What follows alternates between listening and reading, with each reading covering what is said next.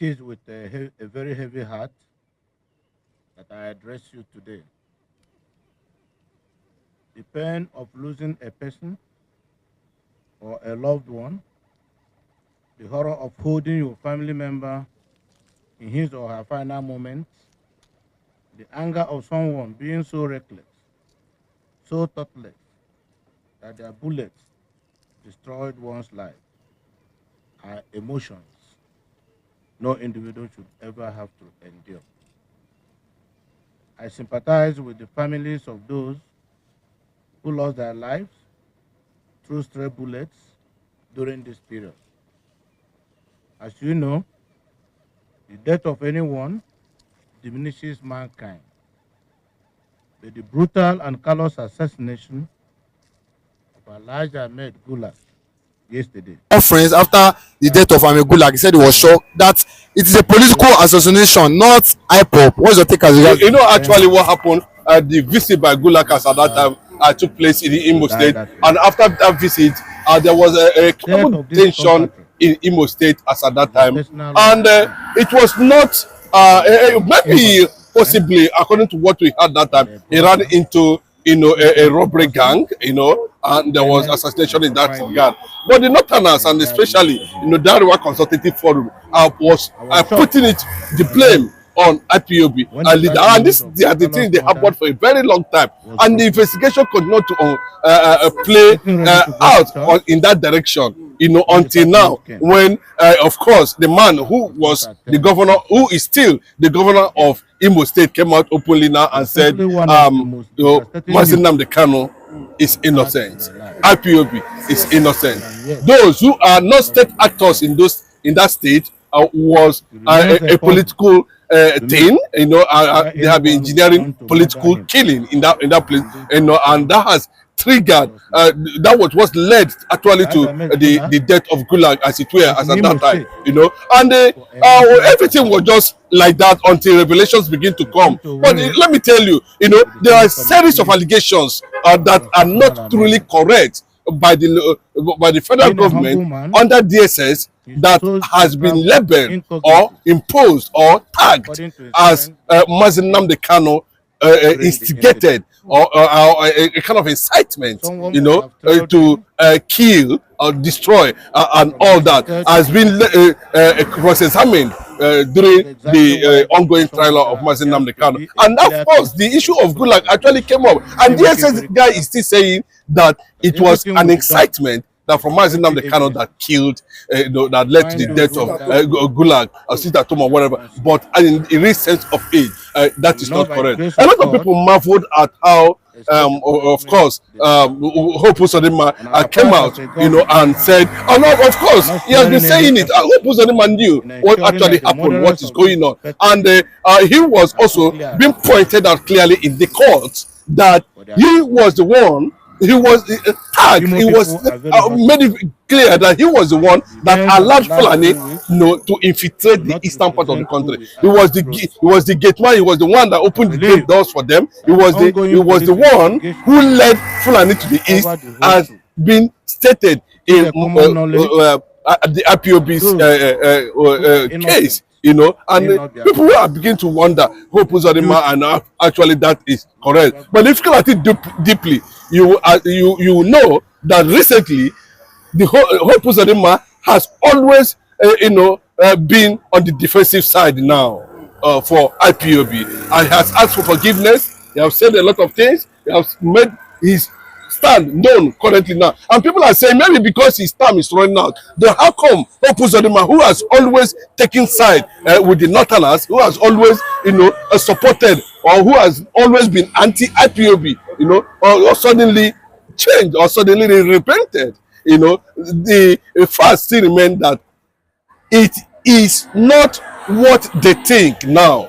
Hope Uzodinma has realized that things are not going to be the same anymore, and definitely either hook or crook, Nnamdi Kanu definitely will be released. He has now, I think he's a reverend father now, or he has repented, or he's a pastor now, whatever it is. But at least he has come out to react to the northern, perception or understanding or a sentiment that it was IPOB. You see the kind of that kid Gulak, but the governor himself, whom the death of Gulak was regrettable actually, and it happened under his watch as the governor of Imo State, has come out now to say that it was not Mazi Nnamdi Kanu that killed. It was not IPOB that killed Gulak. It was not Mazi Nnamdi Kanu's whatever they tagged incitement that led to the death of Gulak. That Gulak was purely a political assassination, and those who know that they are is a political assassination knows what it is. But you can see how manipulative the federal government is, the DSS is, by trying to tag Mazi Nnamdi Kanu to the death of Gulak. But that's the factor for today, of course, of that development, and that is the reaction so far. The eastern part of the country has given to the north. That has shown them that it's no longer going to be funny. And the Igbos have gone through a lot. Mazi Nnamdi Kanu himself have gone through a lot. And it is expected to an extent that Igbo leaders should start reacting to some of the allegations that have been connected or that have been linked to Mazi Nnamdi Kanu, which is not truly correct. Looking at the situation on ground now, we are believing that any moment from now, you understand, Mazi Nnamdi Kanu's lawyers are going to open defense in whatever allegation that is going to come from there. There will be cross-examination there. The federal government too, who are also party to the case of Mazi Nnamdi Kanu, there is going to be serious, firewalls legally, where the two bodies are going to challenge themselves. But I can something to take home from, is that the Ghanaian chief judge, who was part of the Mazi Nnamdi Kanu's legal team, although he came on an observer status, has made it very clearly that they want to see them cajole the entire African judiciary to a mess.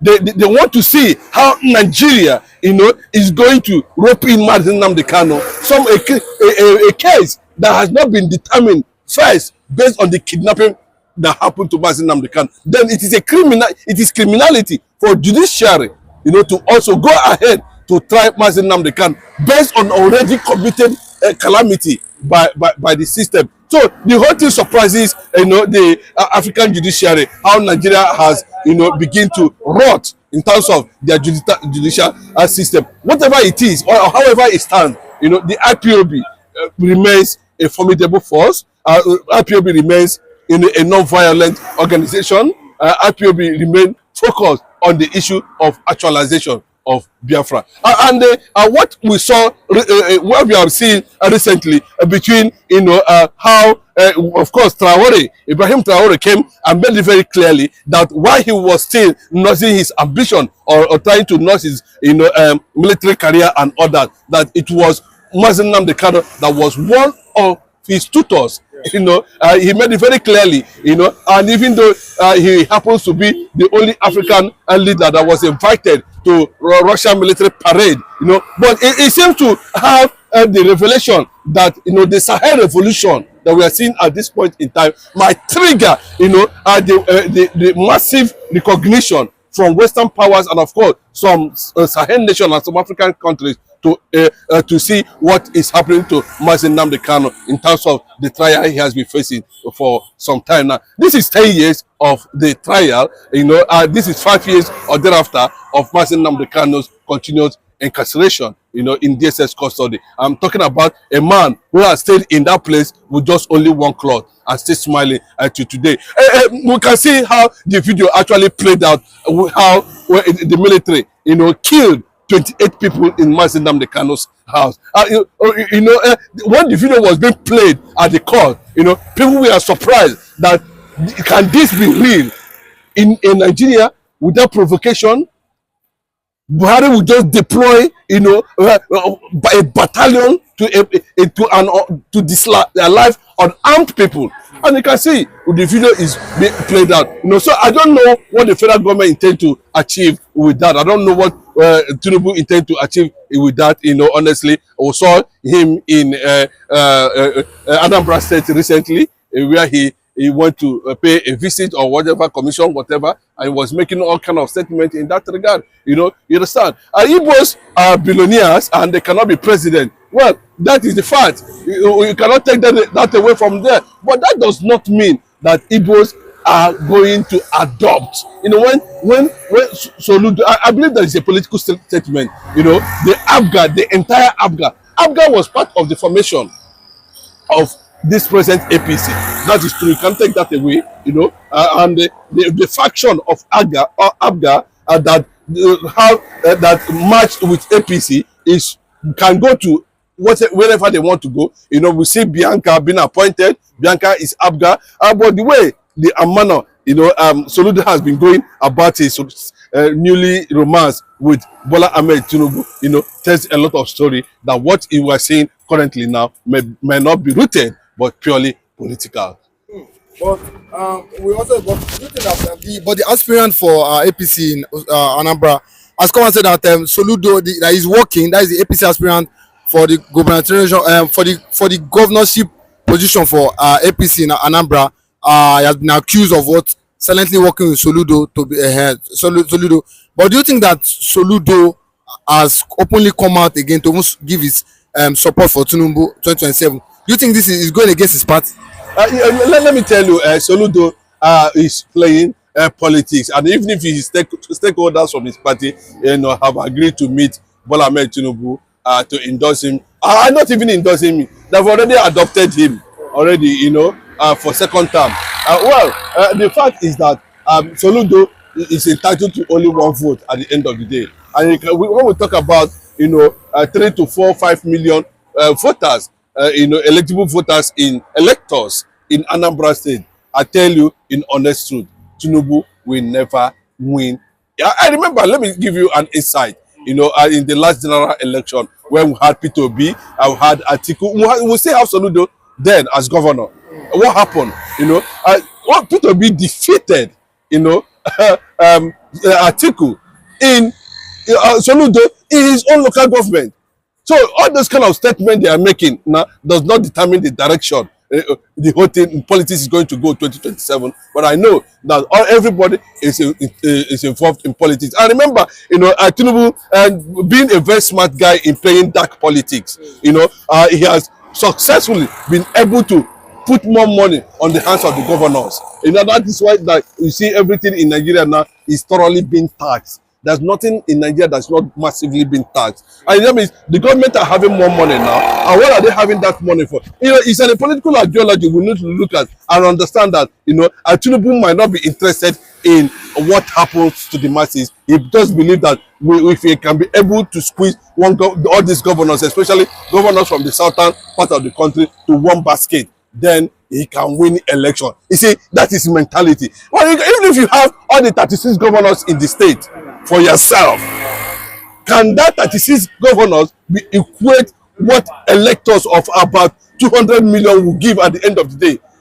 So I think Tinubu need to be corrected that it's too early to fly to start flying some of these flags at this point in time. But the fact still remain, I'm saying, you know, is that Soludo, whatever he says, whether he betrayed or he didn't betray, I do not like the reaction that come from Soludo as a result of Tinubu's visit.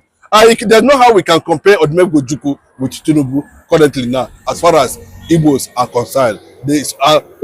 Tinubu has never and will never equal the history of, you know, Odumegwu Ojukwu in that regard.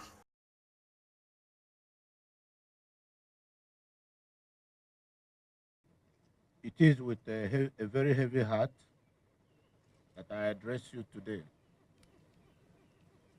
The pain of losing a person or a loved one, the horror of holding your family member in his or her final moments, the anger of someone being so reckless, so thoughtless, that their bullets destroyed one's life, are emotions no individual should ever have to endure.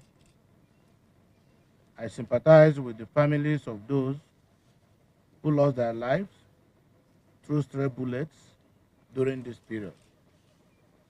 As you know, the death of anyone diminishes mankind, but the brutal and callous assassination of Elijah Ahmed Gulak yesterday 30th, 2021, on his way to Sambakwe Airport. It's painful because he did not deserve to die that way. The death of this compatriot is a personal loss to me because he was an invaluable friend and a brother whose sense of justice, fairness, and uprightness endeared me to him. I was shocked to my marrows when the sad news of his callous murder was broken to me. I was getting ready to go to church when the sad news came, and I could not attend the church service again. It was simply one of the most devastating news I've had in my life, and I'm yet to recover from the shock. It remains a puzzle to me why anyone would want to murder him in this gruesome and vicious manner. Ahmed Gulak was in Imo State for a national assignment. He came to Owerri with the Senate Committee on Constitutional Amendment. Being a humble man, he chose to travel incognito, according to his friend that was with him during the incident. Someone must have trailed him from his hotel to the airport. That is exactly why this gruesome murder appears to be a clear case of political assassination. We make it very clear that everything will be done by security agencies to find those who murdered Gulak and their sponsors. They will not, by the grace of God, escape the punishment they deserve.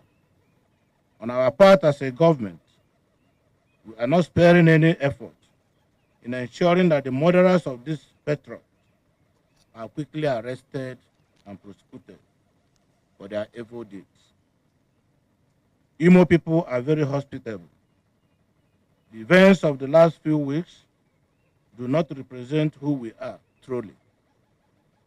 I believe that the ongoing police investigation will uncover the whole truth. It is a common knowledge that those who are innocent need not be afraid, but the guilty will never go scot-free.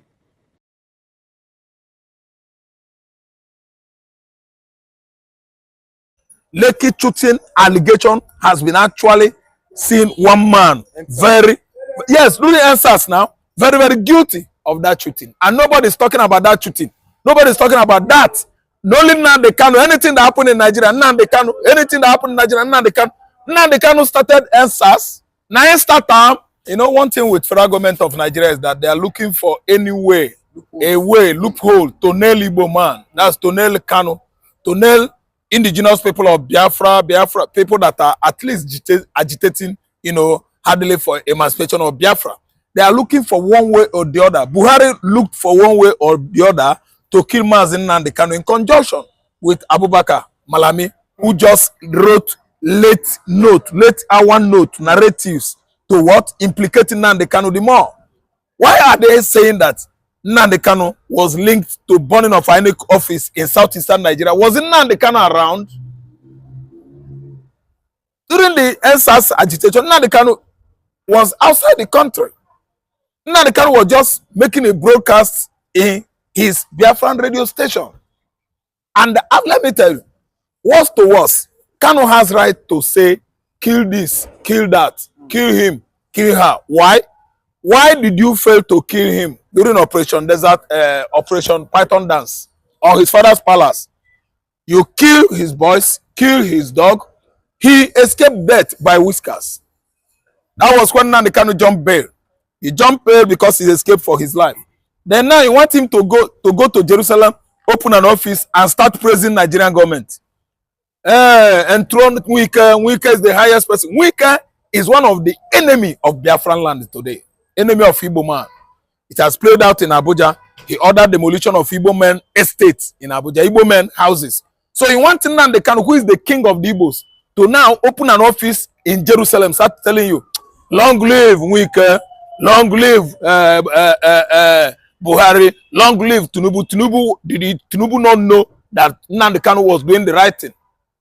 That it was Fulanis all around the nation called Nigeria are constituting insecurity in Yoruba land, insecurity in Igbo land, insecurity in the corner, northeast, everywhere in Nigeria. So you expect Mazi Kanu to start eulogizing, praising, pouring encomium on Nigerian public office holders like Wike, that is in recent time the bloodiest Ikwere man in history, killing thousands of Igbos during the NSAS protests, raping. In fact, he gave Nigerian soldiers thousands of Ikwere women to rape.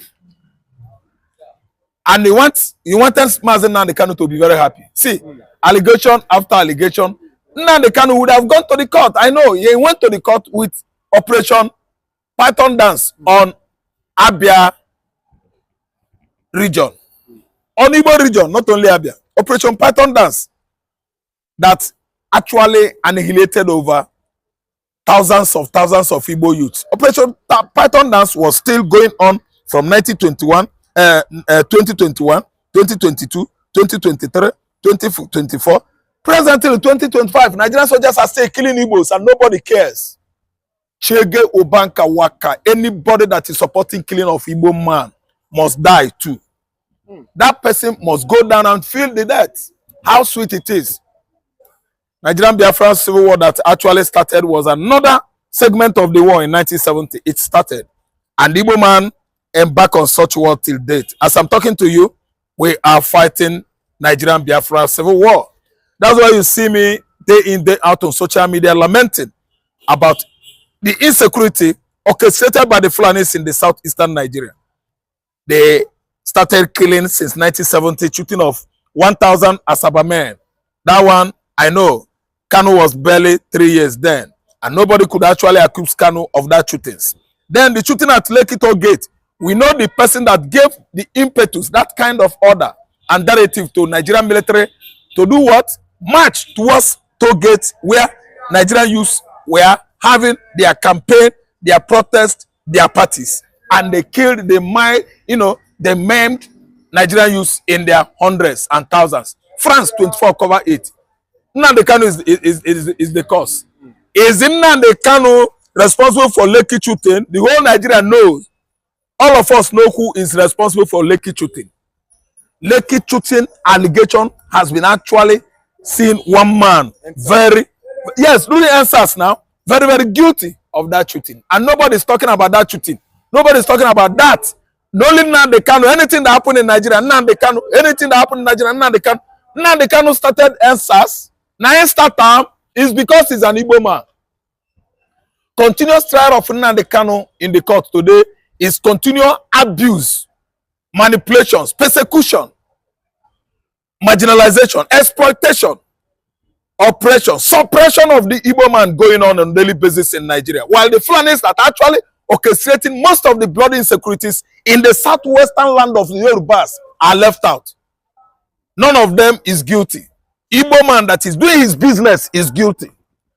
Oga, let me tell you, that court, I think many sons are going for Nnamdi Kanu to help him out. Tinubu cannot jail Nnamdi Kanu. No judge, no chief judge, justice in the world can jail Nnamdi Kanu. And anybody that is taking Nnamdi Kanu to court is a terrorist.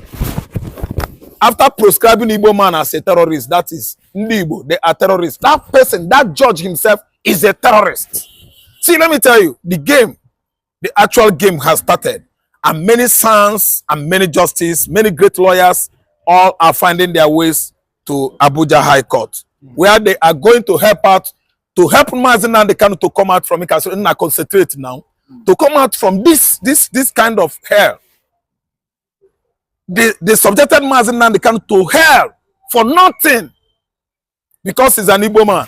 Nnamdi Kanu actually envisaged the killings of the farmers, the insecurity that is going on across Nigeria recently.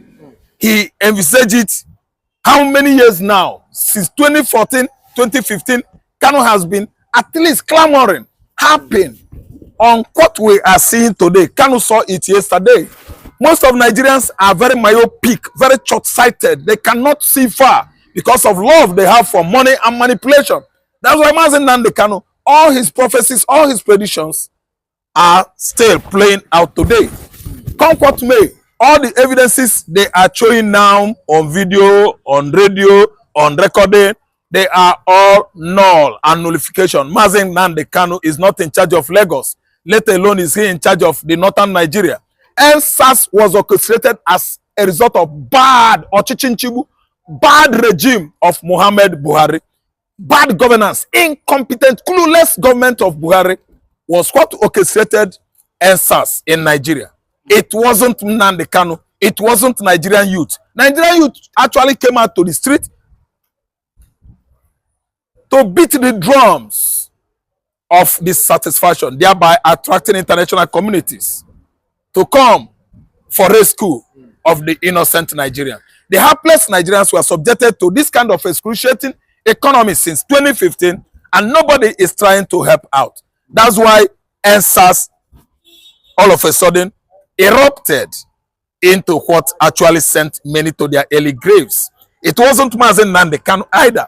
Any testifier that is masquerading himself wearing mask is a liar. Undignified testifiers. Dignified testifiers, truthful testifiers are people that could come unmasked and actually testify in the court what actually went on from 2017 till date, when Nnamdi Kanu was absconded into Senegal, and later in 2021 he was, kidnapped by Nigerian government under the watch of Muhammad Buhari back into Nigeria, which is against international charter of United Nations organization. It is actually indicated that Nigeria and Kenya, they don't enjoy such treaty.